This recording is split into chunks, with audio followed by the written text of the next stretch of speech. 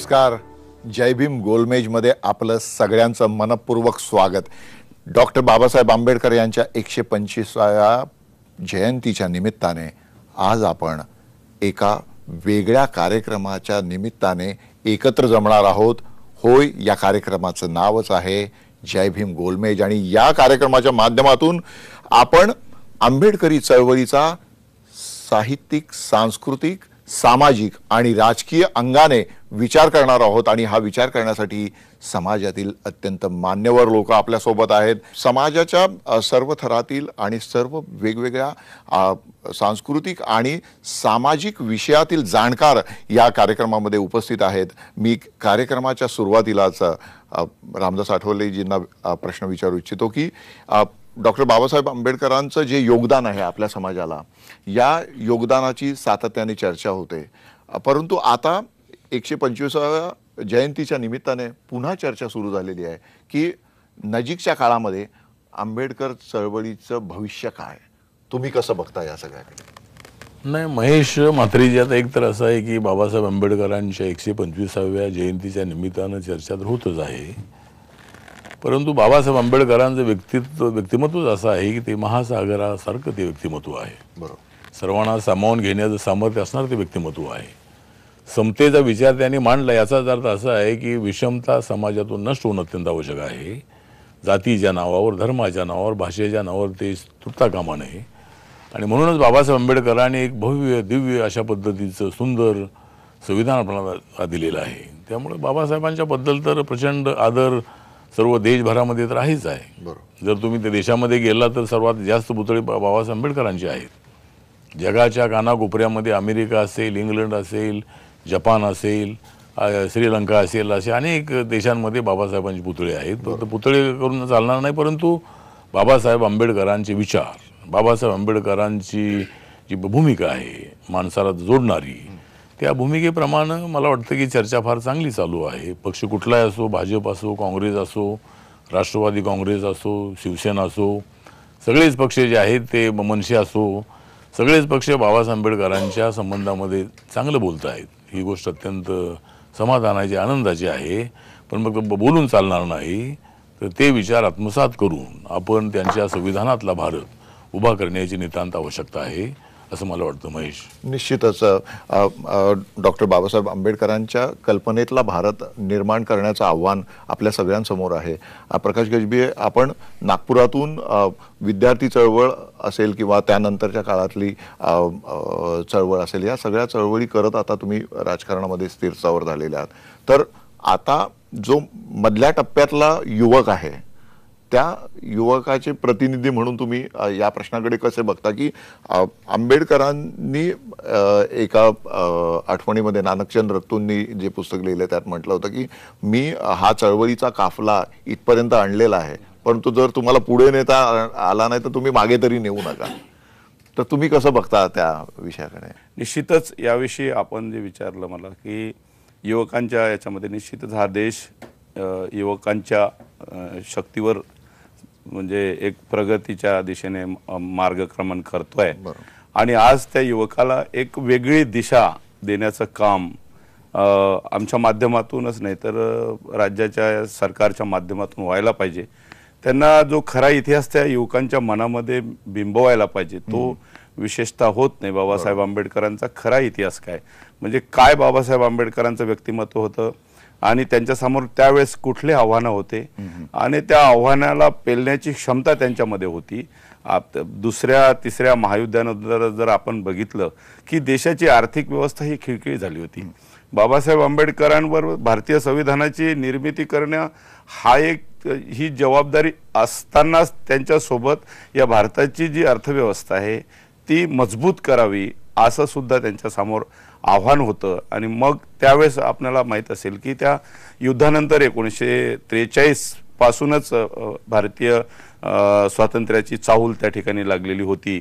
आणि मग त्यांच्या या युद्धामध्ये मग बाबासाहेब आंबेडकरांचे जे मोर्चे निघाले असतील किंवा त्याच्यामुळे त्या स्वातंत्र्य क्रांतीला एक गती देण्याचं काम झालं. असं कोणी म्हणणार नाही की बाबासाहेब आंबेडकरांमध्ये स्वातंत्र्य मिळालं नाही, परंतु त्यांनी जे ठिणगी पाडली या देशामध्ये जे म्हणजे मतभेद, जातीमध्ये तणाव, अस्पृश्यता, हे फार मोठे जे संकट आव्हानं त्यांच्यासमोर होती, त्याच्यातून मार्ग काढण्याचा प्रयत्न त्यांनी केला. आत्ताची परिस्थिती आहे की आज तरुणांसमोर सोशल मीडिया असेल किंवा इतर माध्यमातून जे महापुरुषांची चरित्र जातात ती बऱ्याचदा चुकीच्या पद्धतीने त्यांच्यापर्यंत जातात आणि यासाठी मग आपल्यासमोर आव्हानं येतात की महापुरुषांची स्मारकं आपण कशी उभी करावी. मी कांबळे साहेब तुमच्याकडे येतो की तुम्ही इंदू मिलचा जो स्मारकाचा मुद्दा आहे तो पहिल्यांदा तुम्ही उचलून धरला होता आणि आता ते स्मारक आकारात येण्याची प्रक्रिया सुरू झालेली आहे. तर ते स्मारक कसं व्हावं आणि ते कशा पद्धतीने प्रेरणादायी ठरावं, तुमची काय कल्पना आहे? परमपूज्य डॉक्टर बाबासाहेब आंबेडकरांचं राष्ट्रीय स्मारक व्हावं आणि ते कसं असावं, त्याच्यात कसल्या प्रकारचं प्रोव्हिजन असावं हे आम्ही ठरवणार, सरकारने नव्हे. आम्ही त्यांच्याकडे जागा मागितली. बरोबर. अर्थात पूर्वीच्या सरकारनं कोणी 1 एकर द्या, अर्धा एकर द्या, म्हणजे बाबासाहेबांच्या कर्तृत्वाला फुटपट्टी लावायचं काम तेव्हा त्या लोकांनी केलं. मात्र आमचं सगळ्यांचं नशीब चांगलं आहे की सरकारत बदल झाला आणि एक विधायक दृष्टिकोन ठेवणारे पंतप्रधान आले आणि आल्यानंतर त्याने तातडीने जाहीर करून टाकलं की बाबा रे, इंदू मिलची संपूर्ण जागा आम्ही ह्या स्मारकासाठी द्यायला तयार आहोत. त्यानंतर 11 तारखेला नोव्हेंबरच्या उद्घाटनही झालं. पण त्याच्यानंतर आता पुढे अजून थोडंसं गाडं रखडल्यासारखं वाटते. इंदिसे साहेब, मला तुम्हाला विचारायचं की रिपब्लिकन चळवळ मात्र एकत्र होताना दिसत नाही. सगळी चळवळ एका छताखाली यावी यासाठीचे जे आतापर्यंतचे प्रयत्न होते ते सगळे प्रयत्न निष्फळ ठरलेले दिसतात. भावनिक प्रश्नानं समाजाचं उत्थान होणार नाही. समाजाच्या उत्थानासाठी बाबासाहेबांचा सिद्धांत आधारितच तुम्हाला काम करावं लागेल आणि समाज या क्षणिकभरासाठी सत्ता येईल, सत्ता जाईल. बरं, बाबासाहेबांनी जर असा विचार केला असता तर बाबासाहेब या भारत देशाचे राजे झाले असते, बाबासाहेब या देशाचे पंतप्रधानही झाले असते. परंतु बाबासाहेबांनी या देशातील 85% समाजाचा विचार करून या समाजाचा त्यांनी ध्यास घेतला.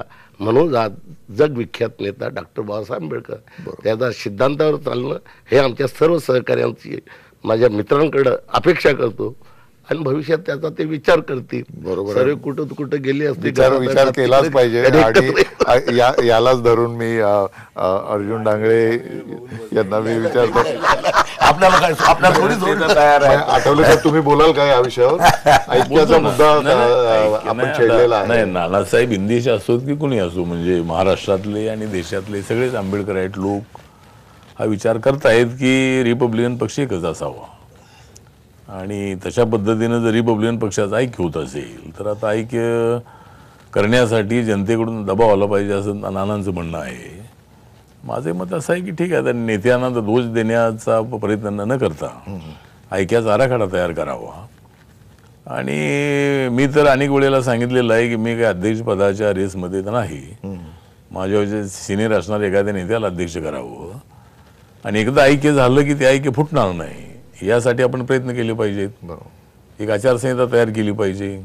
जो फुटेल त्यांच्या पाठीमागे कोणी जायचं नाही असं जरी आम्ही अनेक वेळेला म्हटलं तरी मित्रमंडळी जातातच. तर म्हणून आता नेते सगळे कुठे का असेनात, पण माझं व्यक्तिगत मत असं आहे की नेते जरी वेगळे झाले तरी आंबेडकरी मुवमेंटला मजबूत करण्याचा ते प्रयत्न करतायत. फक्त पॉलिटिकल मुवमेंट आपली तेवढी स्ट्रॉंग होत नाही. पण जर महेश जर ऐक्य होत असेल तर त्या ऐक्यामध्ये सामील होण्याची माझ्या गटाची पूर्णपणे तयारी आहे. तशी आम्ही एकत्र आलो होतो अनेक वेळेला, 3 वेळेला एकत्र आलो, पुन्हा फुटलो. पण आता जर आपण एकत्र आलो तर फुटणार नाही अशी एक प्रतिज्ञा करू आणि कुणी फुटले तर मग त्यांच्यासोबत कुणी जायचं नाही अशा पद्धतीनं जर एखादा निर्णय घेतला तर मला वाटतं की ऐक्य टिकेल. म्हणजे ऐक्य ठीक आहे ना, प्रत्येकाला आपापली भूमिका मांडण्याचा अधिकार असते, भूमिका घेण्याचा अधिकार असतो. तर कधीतरी हा प्रयत्न झाला पाहिजे. बाबासाहेबांच्या 125व्या जन्मशताब्दीच्या निमित्तानं जर सगळे नेते एकत्र येत असतील तर हे नेते एकत्र जरी आले तरी सुद्धा म्हात्रेजी जर खरा रिपब्लिकन पक्ष बाबासाहेबांना उभा करायचा असेल तर इतर जाती धर्माच्या लोकांना पक्षात आणल्याशिवाय आपल्याला निवडून येता येणार नाही. आता जो माझा अनुभव आहे, नाही माझा अनुभव जो आहे तो आम्ही काँग्रेससोबत होतो, आमचा एक आमदार निवडून येत नव्हता, खासदार म्हणून आम्ही निवडून आलो.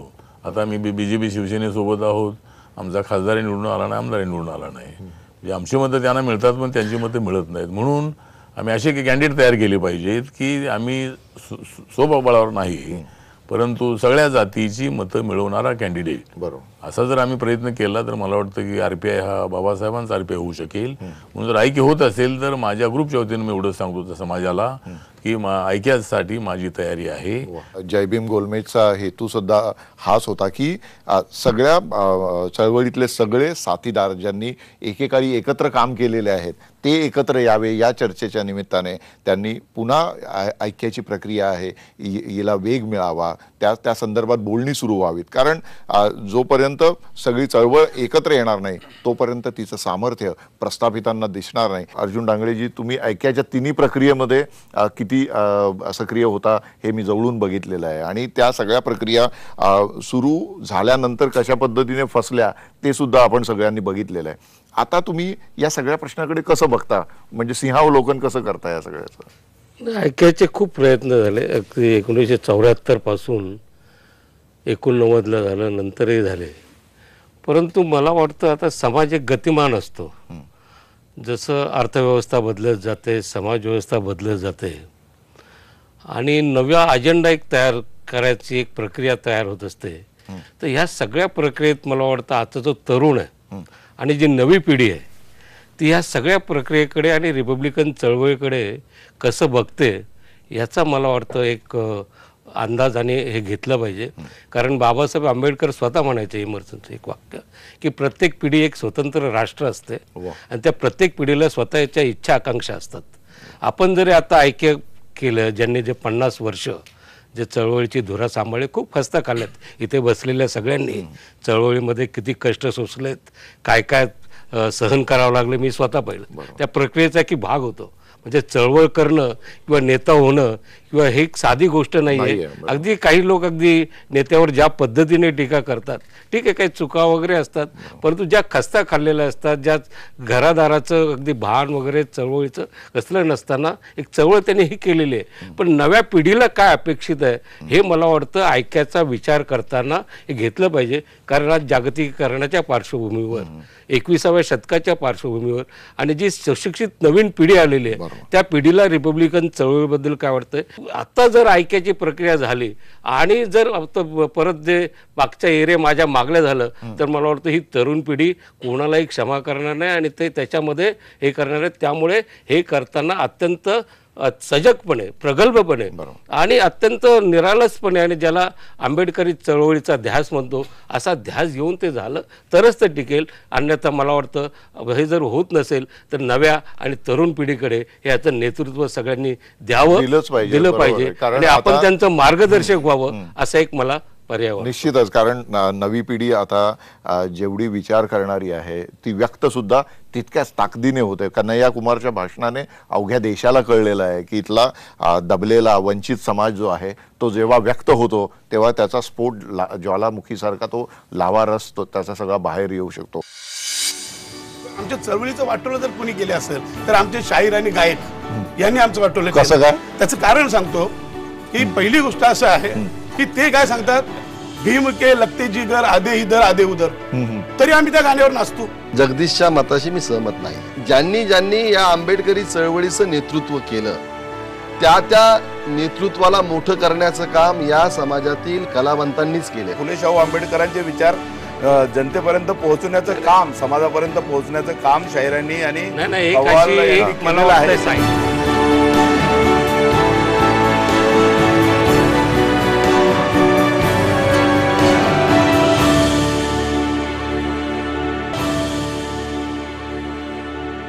हा जो व्यक्त होणारा जो नवतरुण आहे किंवा नवी तरुणाई आहे, या तरुणाईला आता वेगळ्या पद्धतीचं नेतृत्व हवं आहे. त्यांना त्यांचे व्यक्त होण्याचे माध्यमं सुद्धा बदललेली आहेत. तर या सगळ्याकडे मनोज संसारी तुम्ही कसं बघता? कारण तुम्ही आधीचे मोर्चे आणि आंदोलनं सगळी बघितलेली आहेत आणि आता तुम्ही या तरुण पिढीकडे कसं बघता?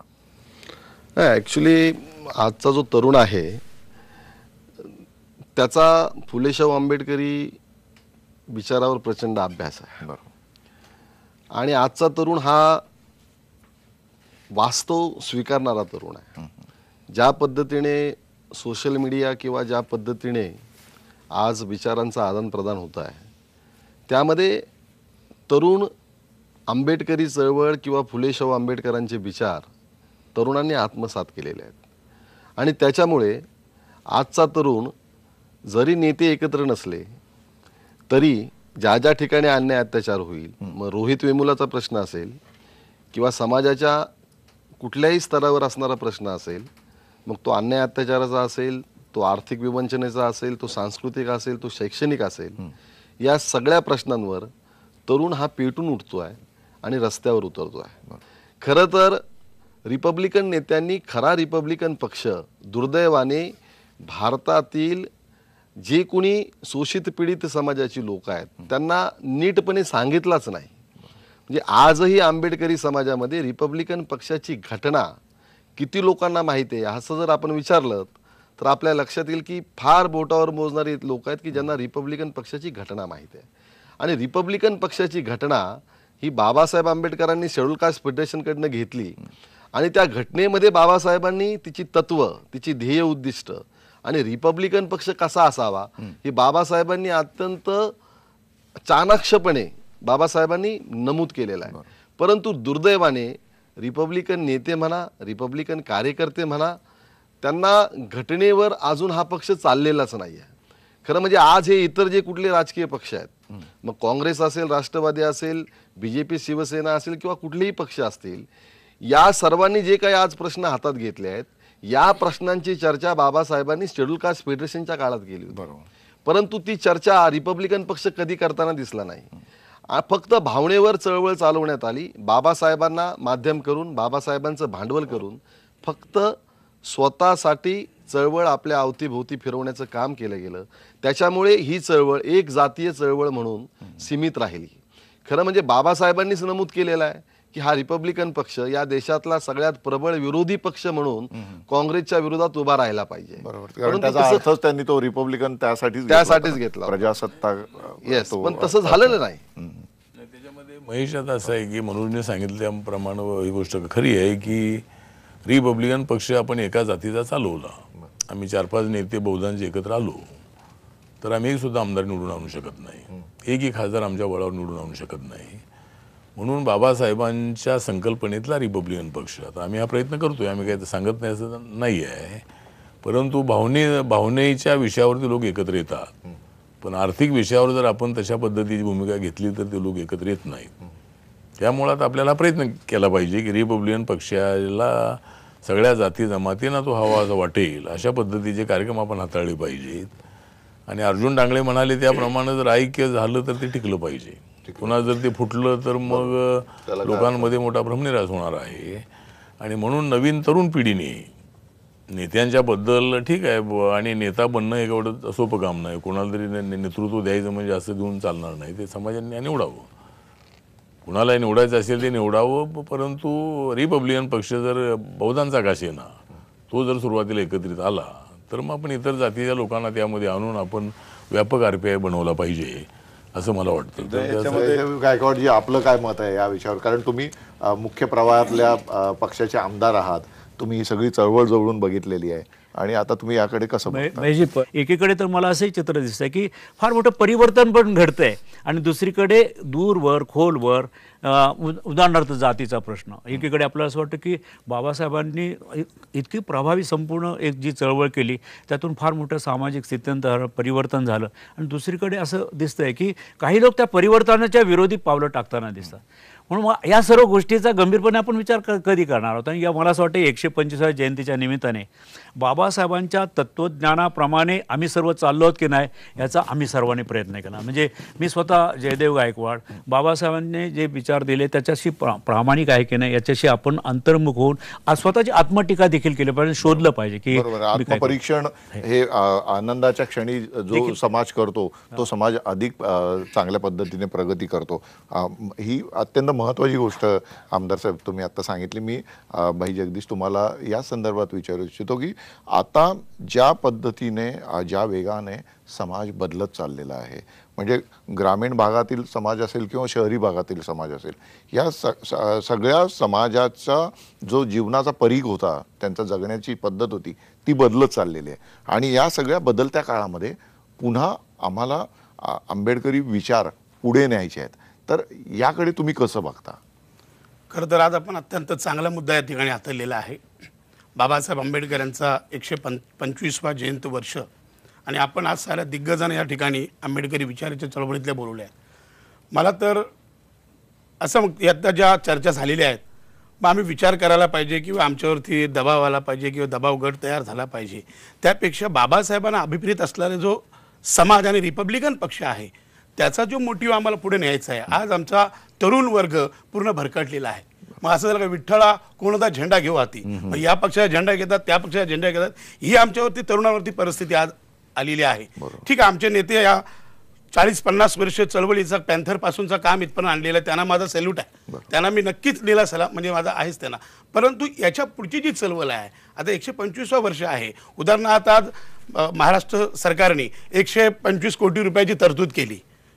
ते 125 रुपयाची तरतूद 125 कोटीची तरतूद जी केलेली आहे त्याच्यावरती नियंत्रण करणारा आमच्या रिपब्लिकन चळवळीचा एक तरी साधा आमदार आहे का, हा प्रश्न आहे. आमच्या स्मारकाच्या संदर्भात आता विजय कांबळेजींनी तेच सांगितलं की स्मारक असेल परंतु त्या सगळ्याच्या स्मारकाच्या कल्पनेवर आणि त्या पूर्ण त्याच्या कामावर आम्हाला स्मारकाचा भाग झालेला आहे. आणि बाबासाहेब आंबेडकरांची जयंती वर्ष जो साजरा होत आहे, आज आपण जर उद्या बघितला व्हॉट्सअपवर फेसबुकवर, आता आमची मुलं खूप हुशार आहेत, त्यांच्यामध्ये खूप स्पिरिट तयार झालेलं आहे.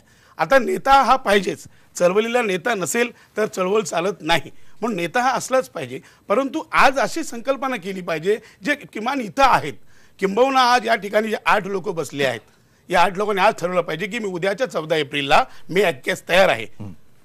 असं जर आज आपण लोकांपर्यंत संदेश दिला तर तो लोकांसाठी खूप अभिप्रेय होईल. आणि खऱ्या अर्थाने दुनियाला माहिती आहे की आज चळवळीमध्ये मास लीडर कोण आहे, साहित्यिक कोण आहेत, ऍक्टिव्ह मुवमेंट कोण, समाज सोशल मीडियाला आपण सगळं दररोज पाहतो. माझं म्हणणं याच्यावरती एवढंच आहे की आमचा जो तरुण आज जो भरकटला गेलेला आहे, आमचा तरुण वाह्यात गेलेला आहे, त्याला कारणीभूत आम्हीच आहोत, आम्ही जबाबदार आहोत. त्याच्यातला मी सुद्धा त्यात जबाबदार आहे. म्हणजे मी जर हा जर रिपब्लिकन पक्ष खुल्या पत्रावर आधारित असणारा हा पक्ष मी लोकांसमोर मांडण्याचा नक्कीच प्रयत्न केला किंवा आठवले साहेबांनी लोकांपर्यंत मांडण्याचा प्रयत्न केला. त्याच्यानंतर आमच्याच गटातटामध्ये आम्ही विखुरल्यामुळं आज दुधामने अवस्थेतच आमचे तरुण आहेत. सर आज आमच्या तरुणांच्या नोकऱ्यांचा प्रश्न आहे. आम्ही पॅन्थरच्या काळामध्ये एखादा इंडस्ट्रियल मोर्चा घेऊन गेलो, आमची 2 लोक कामाला लागायची, ती ताकद आमच्या पॅन्थर मुवमेंटमध्ये होती. परंतु आज ज्या तरुण जो वर्ग आहे तो वाह्यात जाण्याचं कारण आहे बाबा कुठल्या गटात जायचं, कुठल्या गटात जायचं. आणि शिवाय आमच्या चळवळीचं वाटोळं जर कोणी केलं असेल तर आमचे शाहीर आणि गायक यांनी आमचं वाटोळं कसं काय? त्याचं कारण सांगतो की पहिली गोष्ट असं आहे की ते काय सांगतात, भीम के लगते जिगर आधे इधर आधे उधर, तरी आम्ही त्या गाण्यावर नाचतो. जगदीशच्या मताशी मी सहमत नाहीये. एक तर असं आहे, जगदीशजी मला आता बोलू द्या. एक तर आता असं आहे की ज्यांनी या आंबेडकरी चळवळीचं नेतृत्व केलं त्या नेतृत्वाला मोठं करण्याचं काम या समाजातील कलावंतांनीच केलेलं निश्चितच. आणि पॅन्थर चळवळीला उभारी देण्याचं काम सुद्धा कलावंतांनीच केलेलं आहे.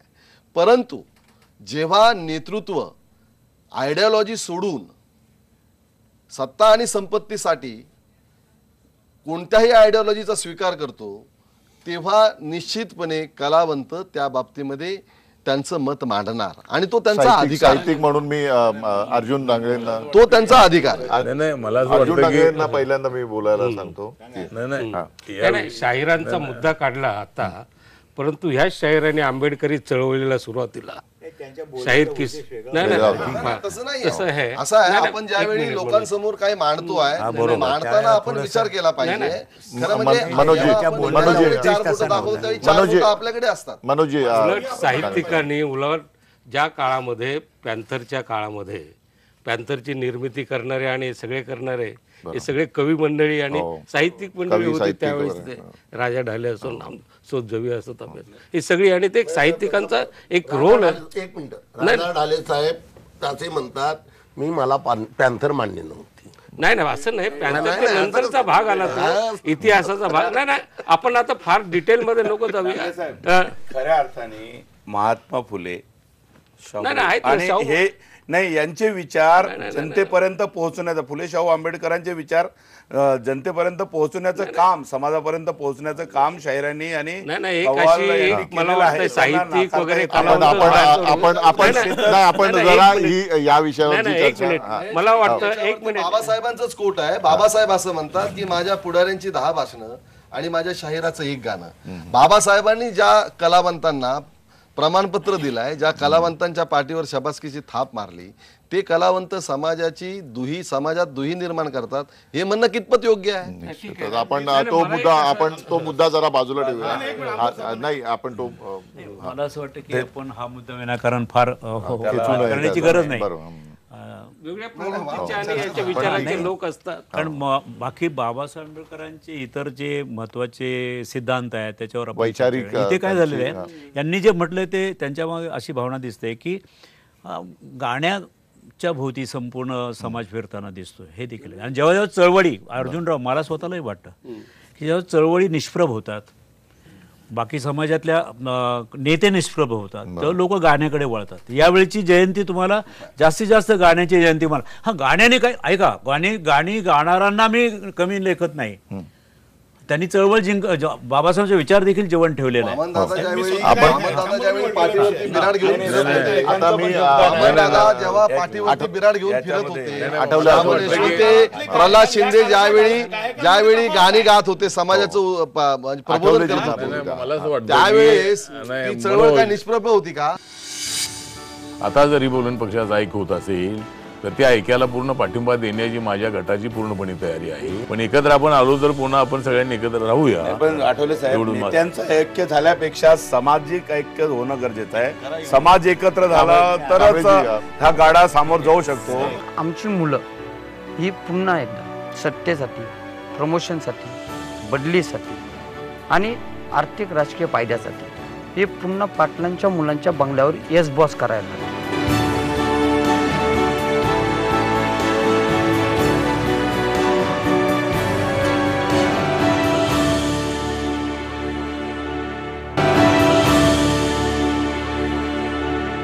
मला असं वाटतं की शाहिरांच्या बद्दल जगदीचा उद्देश काय असा नव्हता. जगदीचं म्हणणं एवढंच होतं की जर आपल्याला समाजात ऐक्य करायचं असेल तर महानेता असा आहे तसा आहे किंवा असं म्हणू नये.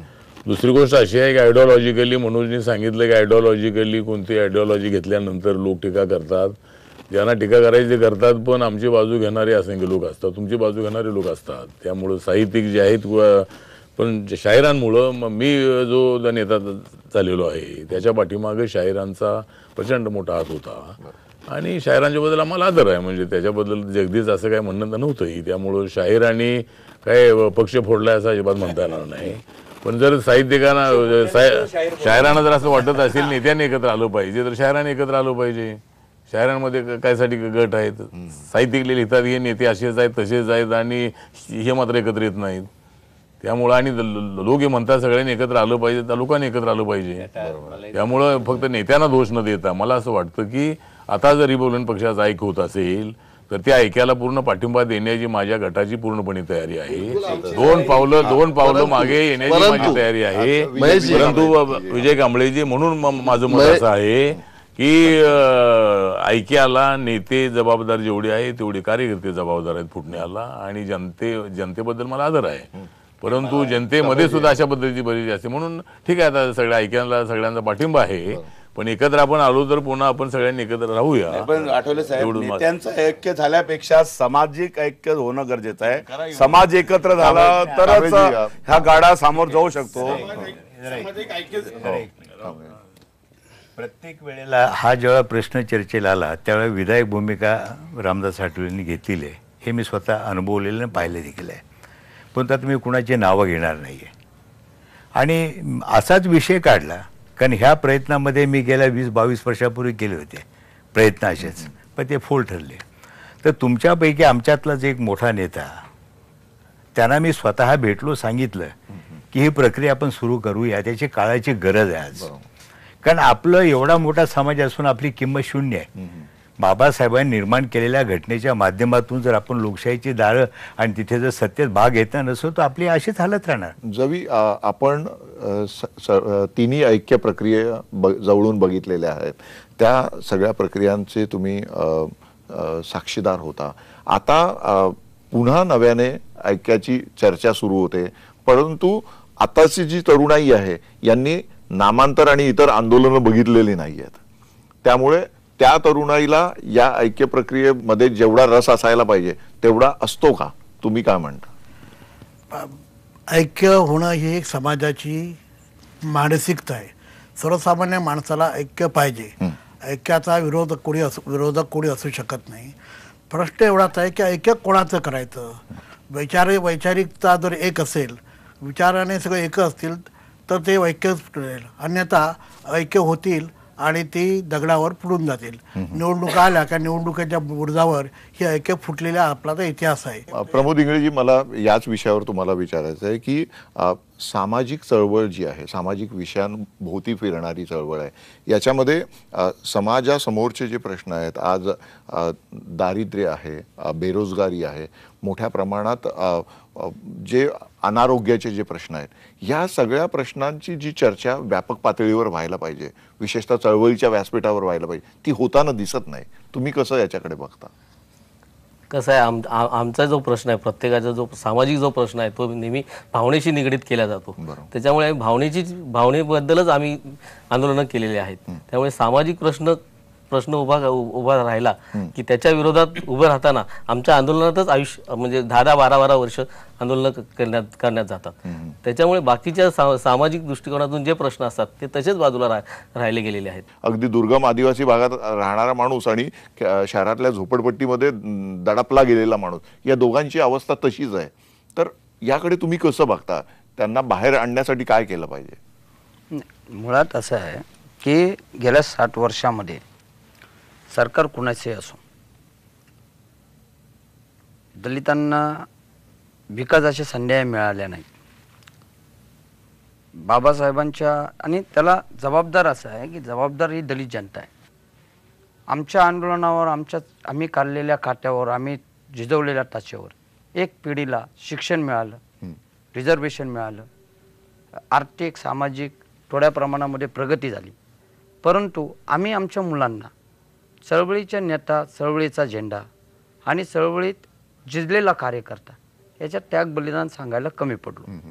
त्यामुळं आमची मुलं ही पुन्हा एकदा स्पॉन्सरशिपसाठी, सत्तेसाठी, प्रमोशनसाठी, बदलीसाठी आणि आर्थिक राजकीय फायद्यासाठी हे पुन्हा पाटलांच्या मुलांच्या बंगल्यावर येस बॉस करायला लागली आणि गुलामींची नवीन व्यवस्था दलितांनी पुन्हा स्वतःच्या याच्यावर केली. सुनील खांबेजी, मला या संदर्भात तुम्हाला विचारायचं वाटतं की आजची तरुण पिढी आहे त्यांनी व्यक्त होण्याला वेगळी माध्यमं शोधलेली आहेत किंवा वेगळी साधनं शोधलेली आहेत. तर तुम्ही त्या व्यक्त होण्याकडे कसं बघता? या तरुणाईची स्वतःला व्यक्त होण्याची पद्धत आहे ती अनेकदा ते स्वतःला आक्रमक विचारसरणीकडे नेतात आणि रोहित वेमुला प्रकरणानंतर ज्या पद्धतीने चळवळीतील तरुणाई डाव्या विचारसरणीकडे झुकायला लागलेली दिसते, तर त्याकडे तुम्ही कसं बघता? हे आमचं फुले शाहू आंबेडकरी चळवळीतल्या नेतृत्वाचं हे अपयश आहे. आता कन्हैया झाला, तो मध्ये तो हर्षल पटेल, ते आणि या सोशल मीडियाद्वारे अशा चुकीच्या लोकांना जास्त हे केलं जातं आणि जे आंबेडकरी चळवळीमध्ये जे स्वतःला समर्पित झालेले आहेत आणि या देशाला न्याय देऊ पाहत आहे. पहिली अशी परिस्थिती आहे की आम्ही दलित, उपेक्षित, शोषित, पीडित या टाकलेल्या मानसिकतेतून आम्ही बाहेर आलो पाहिजे. दलित तरुण हा डाव्या चळवळीकडे वळत नाही. उलट मी असं म्हणेन की डावा तरुण जो आहे, डाव्या विचारांचा, तो दलित चळवळीकडे वळतो. हे आपण लक्षात घेतलं पाहिजे. कन्हैया कुमार ज्यावेळी जय भीम म्हणतो, हे मुद्दा म्हणून वाखाणण्यासारखं आहे. अनेक विचारांचे तरुण आपले पूर्वाग्रह सोडून, आपली पूर्वीची मतं सोडून डॉक्टर बाबासाहेब आंबेडकरांच्या विचाराचा नावाने अभ्यास करायला लागले. जर 125व्या जयंतीच्या निमित्तानं जर ऐक्य तुम्हाला करायचं असेल, तुम्हाला म्हणजे आपल्या सगळ्यांना करायचं असेल, तर बाळासाहेब आंबेडकरांच्या नेतृत्वाखाली काम करण्याची माझी तयारी आहे.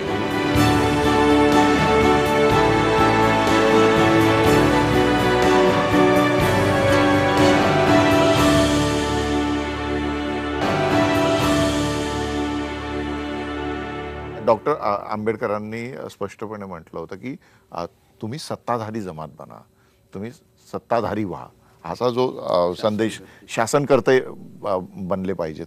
तर ही जी त्यांची भावना होती, याच्यात त्यांचं पहिलं म्हणजे सुप्त हेतू हाच होता की तुम्ही एकसंघ व्हा. 85% जसं खांबेजी म्हणाले की सगळे तुम्ही एकत्र व्हा, मग सत्ताधारी तुम्ही शासनकर्ते आपोआपच बनाल. पण त्या एकत्र येण्याचीच प्रक्रिया खुंटलेली दिसते. तुम्ही कसं बघताय? शासनकर्ती जमात होण्याच्या दृष्टिकोनातून विशेषत्वानं राजकीय स्तरावर रिपब्लिकन पक्षाच्या माध्यमातून ज्या जनतेच्या अपेक्षा होत्या आणि जो एक रुलिंग क्लास आम्हाला निर्माण करायचा होता तो आम्ही करू शकलो नाही. तो करण्याच्या दृष्टीने आता आमचे आठवले साहेब नेते आहेत, इतरही आमचे दुसरे नेते आहेत, यांनी जर थोडासा व्यापकपणे जर काही विचार करण्याचा प्रयत्न केला तर मला 100% असं वाटतं की महाराष्ट्रामध्ये आंबेडकरी शक्ती आणि भारतामध्ये जी आंबेडकरी शक्ती आहे. आणि मगाशी जो मुद्दा आला ना तो मी मुद्दा म्हणून क्लॅरिफाय करू इच्छितो. म्हणजे साहेब बोलले, आठवले साहेब, दलित तरुण हा डाव्या चळवळीकडे वळत नाही. उलट मी असं म्हणेन की डावा तरुण जो आहे डाव्या विचारांचा तो दलित चळवळीकडे वळतो आहे. हे आपण लक्षात घेतलं पाहिजे. कन्हैया कुमार ज्यावेळी जय भीम म्हणतो हे मुद्दा म्हणून वाखाणण्यासारखं आहे. आणि तो एक प्रकारे कम्युनिस्टांना सुद्धा धक्का आहे. ज्या कम्युनिस्टांनी कालपर्यंत जातीय जी संरचना आहे भारतातली त्याचं विश्लेषण करण्यामध्ये जे असमर्थ ठरलेत, आज कन्हैया कुमार येऊन कम्युनिस्टांना चॅलेंज करतोय. तो जातीचं विश्लेषण करतोय, तो जयभीम म्हणतोय, तो राज्य समाजवादाची भाषा करतोय, स्टेट सोशलिझमची.